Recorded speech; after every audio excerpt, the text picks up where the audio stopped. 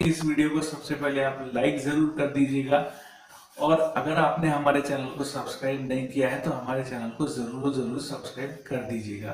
क्योंकि हम इसी तरह के इनोवेटिव आइडिया लाते रहते हैं।